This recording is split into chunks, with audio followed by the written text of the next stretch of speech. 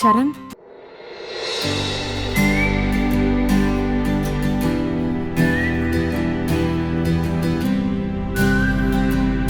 ஏங்க இப்பட்ட பேசுனீங்களா? ம், ஏங்க இன்னொரு தடவை கூப்பிடுங்க. ஏங்க ஏங்க ப்ளீஸ்ங்க ஒரே ஒரு பேர் சொல்லி கூப்பிடுங்க.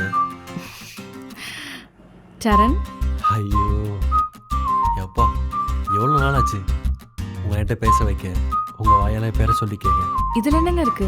இவ்வளோ நாள் பேசாதனா இப்போ உங்ககிட்ட பேசிட்டேன், அவ்வளோதானே? என்னது அவ்வளவு தானா? ஏங்க இவ்வளோ நாளாக பேசாத நீங்கள் இப்போ என்கிட்ட முதல் முறையாக பேசியிருக்கீங்க, அதுவும் என் பேரை சொல்லி கூப்பிட்ருக்கீங்க. பிடிச்ச பொண்ணு தான் பேரை சொல்லி கூப்பிட்றதெல்லாம் எவ்வளோ பெரிய ஹாப்பி தெரியுமா? அப்படியே நான் வானத்துக்கு பூமியும் குதிச்சிட்டு இருக்கேன். ஐயோ பார்த்துங்க, கை கால்லாம் உடஞ்சிட போகுது. பரா கலாய்க்கெல்லாம் செய்கிறீங்க. அட விடுங்கங்க. பரவாயில்லைங்க, இப்போயாச்சும் என்கிட்ட பேசணும்னு தோணுச்சுல உங்களுக்கு? இல்லைங்க, சின்ன வயசுலேருந்தே பெருசாக பசங்கிட்ட பேசி பழக்கம் இல்லை. உங்களுக்கு தான் தெரியுமே, நான் எம்டியை தவிர வேற யார்கிட்டயும் அவ்வளோவா பேச மாட்டேன். எனக்கு ஒர்க்கு தாங்க முக்கியம். எங்கள் ஃப்ரெண்ட்ஸோட ஜாலின்னு சுற்றி குடும்பத்தை கவனிக்க முடியாமல் போயிருமோன்னு எனக்கு பயங்க.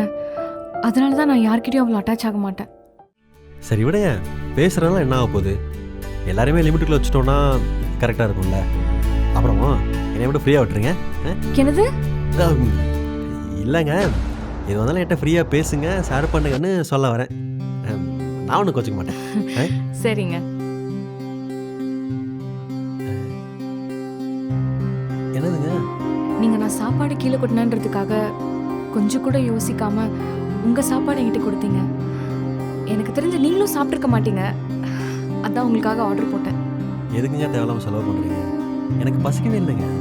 அட பரவாயில்லைங்க, பிடிச்சவங்களுக்காக கொஞ்சம் செலவு பண்ணுறது தப்பு இல்லை. பிடிச்சவங்களா?